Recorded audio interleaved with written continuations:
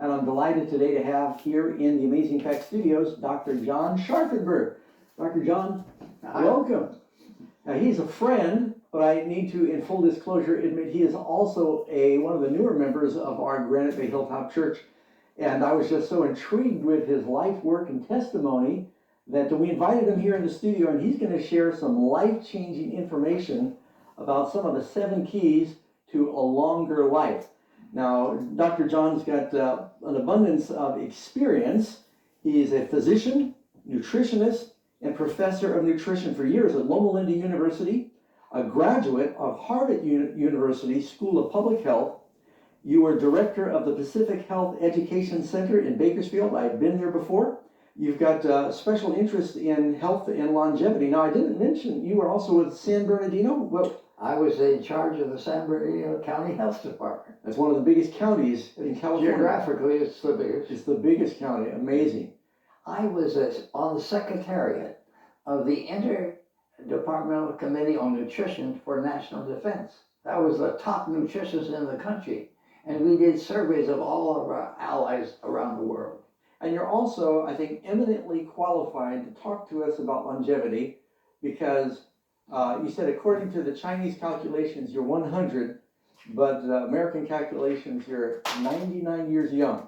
And if I'm not mistaken, you're still driving as well. Oh, yes, of course. I need my car. So that's wonderful. Now, if you were going to share 7 of the high point secrets to people's longevity, what they might do or what they might avoid, where would you begin? I think I would talk about exercise. Okay. I think that's extremely important. In fact, if a woman is obese, but she exercises every day, she will outlive the normal weight woman who doesn't exercise. If a man smokes and he has high blood cholesterol, has high hypertension, yeah, but he exercises, he will outlive a man who doesn't have any of those problems, who doesn't exercise. That's why some of the early settlers, they may have smoked and they ate a lot of dairy and meat, but they didn't have some of the diseases because they were working on the farms back then. Yeah. What else would you add as far as some of the most important features? You know, there's been a major breakthrough here in the world of health. Mm-hmm. We had this Pasteur man who did the flash studies. Louis Pasteur, yeah. We discovered the germ theory. Right. Tremendous advance. Then Fleming discovered penicillin. Another tremendous the advance. greatest advances. Now, since 2010, we have another tremendous advance just equal to those, which people don't know about. But if you avoid 7 risk factors, you can decrease by 80% your cardiovascular disease, your strokes, your heart attack, 80%. You could decrease it. Now that's one of the biggest killers, isn't it? That kills more people than the next 5 leading causes of death combined. And you see, they put all these people on drugs, statins, yeah, based on their cholesterol level. Yeah. They've checked it out. Only 93% of the people, it doesn't help them one bit. But 7% it does, because they have heart disease. Our problem is we don't know who has it and who doesn't. They're going by cholesterol level, and it's a poor indicator of atherosclerosis. So all of this could be remedied by lifestyle changes. Yes. Now we should summarize these, what they are. Yeah. Tobacco, alcohol, Okay. inactivity, Uh-huh. overweight, Yeah. too much meat and sugar. Yeah. Then they added to it hypertension and high cholesterol in the blood. Yeah. But you wouldn't have to worry about those if you did the first 5, because those all help to decrease the thing. So one of the most important things you could also do is you exercise and then be careful what you eat and stay away from what? Animal products. Well, the vegetarians are living much longer than other people. Yeah. They did a study in California of the general population. For the men, what percent of them live to be 85 or older? Well, it's 48.6%. But for the vegetarians. But for the general population, it's 19.5%. So 48% of vegetarians live longer, but only 19% of the non-vegetarians. That's right. Yeah. Now the women live longer than men. So the women, the general population, 39.3% live to be 85 or older, but for the vegetarian women, it was 60.1%. So the jury is in. If you're a vegetarian, you're going to have less disease and you're going to live longer. That's right. Now, if I remember right, the Bible says that was the original diet for man, a vegetarian diet. So it's like we were designed for that diet, and if we cooperate with that design, we're going to live longer. Yeah, that's right. So we've talked about the importance of exercise, and I agree with you that we certainly should stay away from, I always say I don't like to eat anything that had a mother. And so I've been a vegetarian for 35, 40 years now probably. And I hope I feel and look as good as you do at 99. Now, it's interesting that when the Heart Association said, cut down on the meat, cut out all that meat, they said the vegetarian diet was the best diet in optimum diet in 2015. They said that. But the world, the population of the U.S., rebelled against it. So they changed it. They said eat more fruits and vegetables. Yeah. They didn't talk about meat or vegetarian diet. But here's what they substituted. They said cut down on saturated fat. Yeah. No more than 5 to 6% of your calories should be saturated fat. But let me tell you the secret. That means vegetarian diet. Exactly. I think it's funny. You get on the airplane and they hand you a package of nuts and it says cholesterol free. Well, all nuts are cholesterol free, aren't they? Yes. So it's a good idea to don't eat anything that used to walk, swim, or fly, and you'll be safer, right? Yes. Now, I have a little chart here I want to show you. Sure. This is very exciting. Show you where the saturated fat is. Okay. The red represents the saturated fat. Okay? What has the most? Coconut. But fortunately, we don't grow coconuts here, so we aren't getting too much. But the other things are the meat fat and the dairy fat, the animal fat. And there's another one I don't have listed here is chocolate. Yeah. That's pretty high saturated fat too. Yeah. But the butter we shouldn't be using, and the meat fat, the lard, the bacon, and that kind of thing we should avoid. That's what we need to avoid. Yeah. We should get 2 essential fatty acids here, the blue and the green. The blue is linoleic acid. That's in most plant fats. That's good. But the green is the alpha linolenic acid. That's not in many places. You'll find it in flaxseed. Oh, okay. But you have to grind it up because otherwise it'll go right through you. You don't get any of the oil. But these, the body doesn't make. Yeah. And we have to have them to live. So eating lots of greens, fruits, and you'll get these fats that are the helpful fats. Yeah, the helpful fats. So soybean and corn. Yeah. That will give you your linoleic acid. And for the flaxseed, that's the alpha linolenic acid. Okay. And chia seed. So some of the major things is not just what you eat, but you said we can greatly prolong our lives by staying away from tobacco in all of its forms. Yes. Of course, there's no nutritional value in tobacco in any way. I guess if a person drinks wine, they might get some vitamins, but alcohol's not good. Let me tell you about the latest study on alcohol. Okay. Dr. Max Griswold at the University of Washington did this study in 195 countries, the biggest study ever done, funded by a man who has a home just behind the university there, Bill Gates. Okay. He funded this study. Now, the Max Griswold wanted to find out how much alcohol is safe. We've been saying 1 drink a day for women and 2 for men might be okay. Yeah. But his study showed 0. There's no level at which is safe. Now, he was a social drinker himself. Yeah. So he wanted to find out how much is safe. It's not a biased study. He's being objective. That's right. He's got to review his old lifestyle now because of it. But he found out that there's a 0 level. And they said if there was any vitamin value, the negatives of alcohol offset that. Yeah. And so all of it is dangerous, and it increases your risk of cancer. Yeah. They were trying for years to argue a little bit of alcohol might help your circulation, but they saw the downside of cancer, not to mention, problems that alcohol causes with addiction, that it outweighs that. You know, alcohol is a big problem in causing breast cancer. Okay. Middle-aged women and so on. That's very important. They need to get rid of the alcohol. And on a more positive note, since we're talking about drinking, what should we be drinking? We should be drinking water. Not at mealtime, but between meals. Yeah. Water should be the main thing. Yeah. There's a committee now, a panel, a group that gets together to see what solutions are the best to use, and they say water is the best. Drink, and of course in North America, you go to the typical fast food restaurant, or you go to a convenience store, and they got like 90 different things you could drink. And not only they have a lot of sugar, but a lot of them now have a lot of caffeine. Yeah. And a lot of Americans in the soda pop, the tea, the coffee, industrial strength coffee, Yeah. Folks are sort of hyper stimulated. Now we should be careful of pushing some things too far. Yeah. Because too much is bad and too little is bad. Mm-hmm.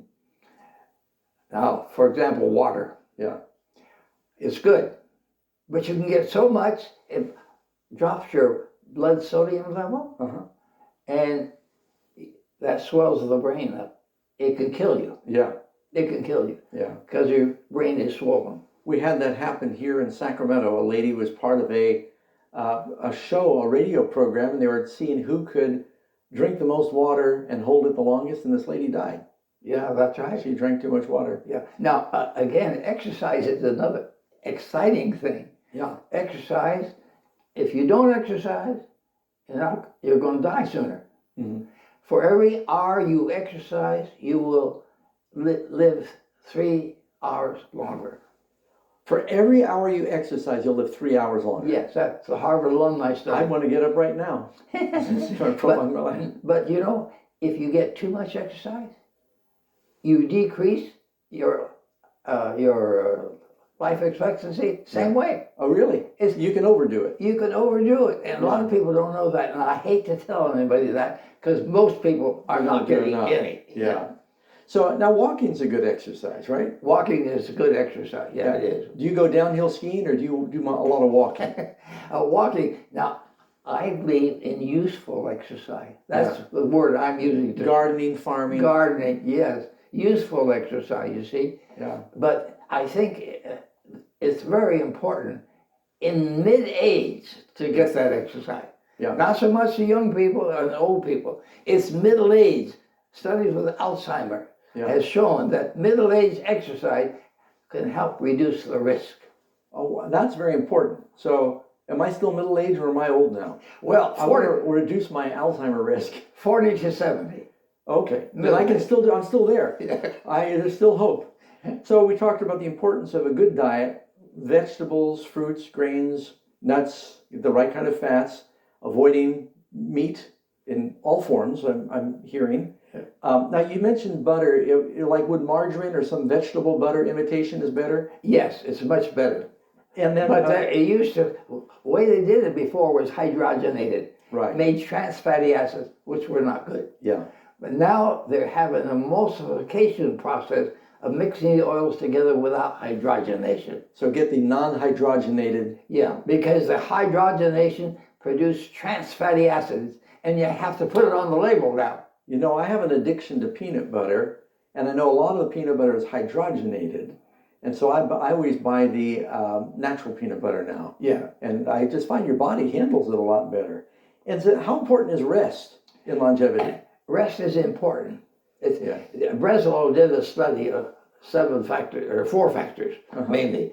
Rest was one of them. Getting the proper amount of sleep, like 8 hours, 7, 8 hours 7, 8 hours a night. Right. And you go to bed with the chickens at night, is that right? Yeah, I do. 8 or 9 o'clock, I'm in bed. Yeah? But I get up at 4 o'clock. So you have a good night's rest? Yes. Okay, well that's good. You know, we're talking about the practical things of food and exercise and water. How important is it to have a good attitude? Well, you know, stress is a factor. Yeah. But we haven't listed it much because we don't know how to measure it. Yeah. So we don't know whether it's one stress or 10 stress or Yeah. what it is. Hard to quantify stress. We don't know how to do that yet. Yeah. Now, people have stressful situations, but when you have trust in God, you can kind of unload the stress and find peace. It's not so much stress as a factor, it's your reaction to the stress There you go. is the factor. So having a good attitude and having a faith, and if you've got faith, then you can have peace even though there's trials in life. That can help with your longevity. Yes, that's right. Very important. What else you have to share about some of the keys for longevity? Well, one of the things that people don't hear about is childhood problems. Yeah. ACEs, adverse childhood experiences. Mhm. If you have a 6 of those, you might lower your life expectancy 20 years. What would be an example of one of those? Not taking care of your kids emotionally. Yeah. You know, you're oblivious of them in the house. You aren't spending any They time. need love and attention. Yes. Yeah. Not getting enough to eat. Yeah. They're poor. If they're malnourished when they're poor, when they're young, Malnourished. that can shorten their long term. Or somebody in the family is mentally off. Oh. Or somebody in the family has gone to jail. See, those are all adverse childhood experiences. Creates stress when they're young that affects their longevity. It affects their diseases later in life. Yeah. It's very exciting Yeah. how connection. most diseases that you have in adulthood have started in childhood. So it's very important for parents to try and create a healthy environment when kids are young for their Yes. longevity. Now, there are some young people who are resilient Mhm. and can overcome the bad effects Yeah. if they have good mentors. Yeah. Religious people, Yeah. or people who take them out into the country more, outdoor exercise and things. That's great. It's a challenge for us then to become friends with kids that might be in these high-risk situations, be good mentors to them, help them get in healthy environments, and you can prolong their lives. That's right. Understanding how the brain operates in early childhood is extremely important. That's where public health needs to put its money to make sure these kids have good mentors. Well, so we've talked about some things to do to lengthen your life and avoiding tobacco and alcohol, obesity, and of course, one of the big killers in the world is diabetes right now, and it seems like it's an epidemic. But see, with these 7 risk factors, Yeah. diabetes is decreased 88%. By simply addressing the diet issues and the lifestyle. The lifestyle. Yeah. So some people can reverse their diabetes, certain types. We know we can reverse it. We can even reverse atherosclerosis. Really? Yes, there's a doctor in San Francisco. He took patients with clogged up coronary arteries, Uh-huh. and he fed them proper diet. He put sacks of food on their doorstep. So for a year, he checked them out, and it decreased the atherosclerosis in the coronary arteries tremendously By changing their diets. by changing their diet. Well, I know people that have been diagnosed with that and they got on a healthy exercise diet regime Yeah. and their arteries cleared out. And so I've heard testimonies of people that have had that experience. You know, I understand that many people have heard of the blue zones. And they did a study of different spots in the world where people seem to have better longevity. And they came up with 3 or 4. I heard of Sardinia in the Mediterranean diet. Okinawa, Japan.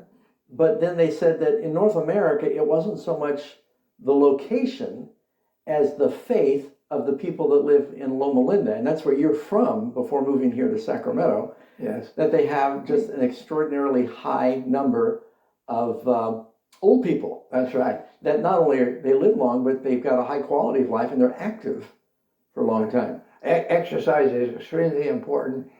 You know, we think religion has something to do with this too, but it's hard to measure it. They have a questionnaire that they went out to a lot of people. Yeah. And they say, put down 0 to 10. Yeah. Okay? Do you believe in God? Well, for most of us, it's either 10 or 0. Yeah. There's not any between halfway. Yeah. So a lot of those questions I didn't think were applicable to me. Yeah.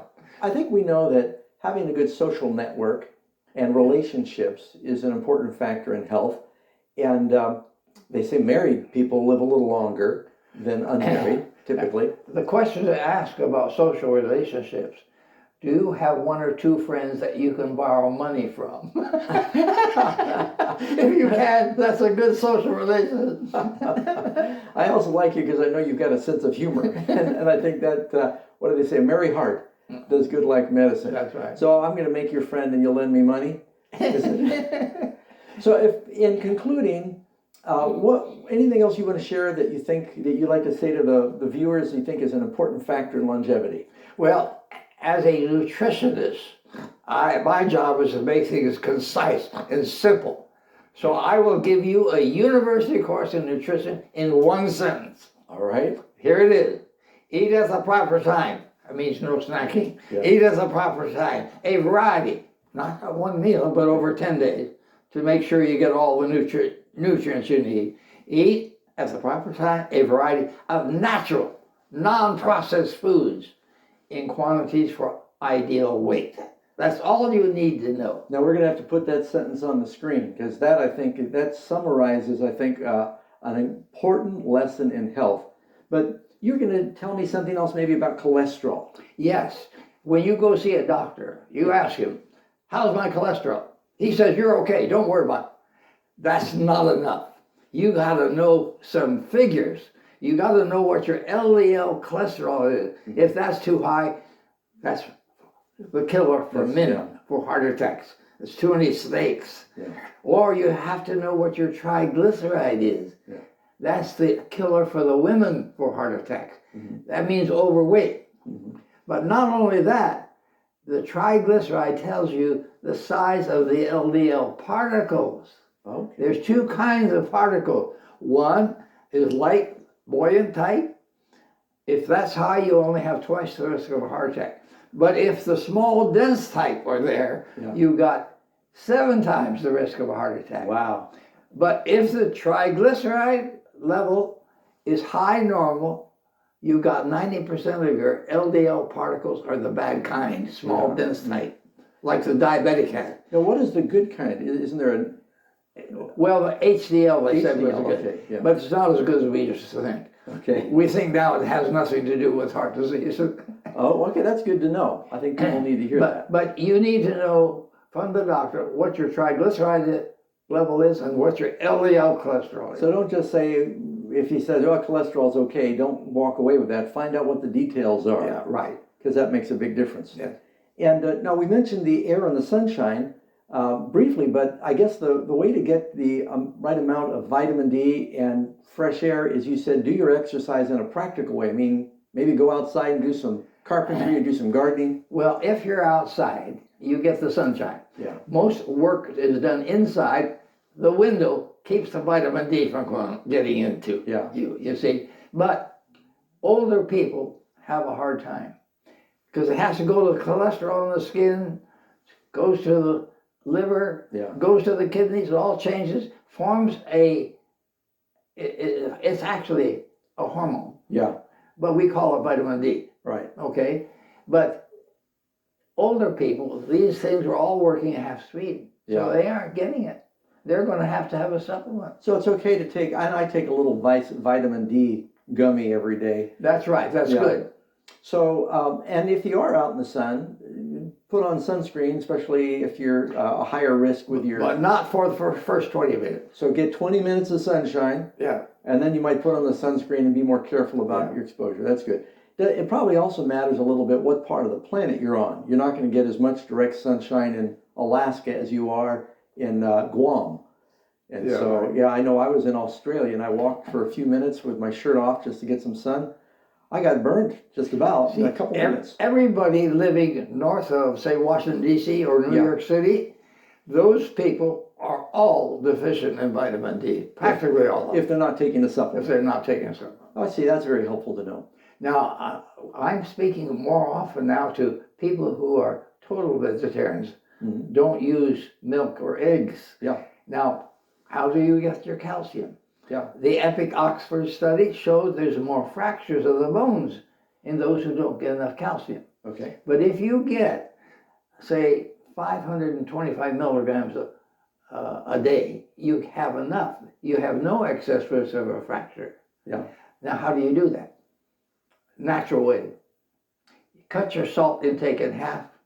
That controls the excretion of the calcium. Oh. See? And the second thing is make sure you get enough vitamin D, your blood levels are up properly. You will absorb 2 to 3 times more. So there's things we can do naturally That's to get the fascinating. calcium without taking a pill. So some people are maybe struggling with osteoporosis because they ate so much salt, they weren't keeping enough calcium. That's right. Interesting. I'd never put those two together. So is there a way to get calcium naturally through foods? Well, you have to avoid the foods that have lots of oxalic acid or phytic acid that combines with calcium to make calcium oxalate, Yeah. which is insoluble salt. You can't absorb it. Yeah. So you don't avoid the foods. You still use the foods for other reasons, but don't count the calcium in those foods as being very good for you. See, because you're absorbing it. Yeah. So there's other ways to get it. There are some foods that don't have it. For example, soy has some oxalate in it, oxalic acid, but it's absorbed well. We don't understand that yet, but it's absorbed very well. So soy is a good thing. Soy is a good thing. Okay. I recommend, one of those boxes, 1/4, Okay. 100 grams. Yeah. This 400-gram box, 100 grams a day of tofu. Oh, wow. I think it's so good for you. Okay, that's good to know. Now I'm a vegan vegetarian, so I'm concerned, make sure I'm getting my calcium. I heard something this week that pistachios have all the natural proteins that you might miss if you weren't eating the B9 and stuff that you wouldn't get from meat. I heard pistachios are a very good source of that. Pistachios are good. Yeah. They're expensive, but not so bad in I California. buy them shelled too. Yeah. They are expensive, but they're good. So Dr. Scharfenberg, I want to tell those who are watching, we have a special offer. I got it stuck here in the Bible. We got a special offer we're going to send to those that would like to know more about how to have a longer life. And it has these health secrets. This magazine is actually called the Amazing Health Facts magazine. And you can contact the number on your screen or go to the website and find out more about this. Well, thank you so much, Dr. Scharfenberg. I think this has been very invigorating. And if people will practice the things that we're talking about now, that would probably reverse the health crisis and all the money that's being spent. It would, I think, help the economy. It would help the families. It could turn the country around if they would follow these practical tips on lifestyle changes that would give them more abundant life. And we want to thank you so much for coming in today. God bless you. Thank you so much, friends, for joining us for this special Amazing Facts interview. And share the good news that Jesus is alive and coming soon.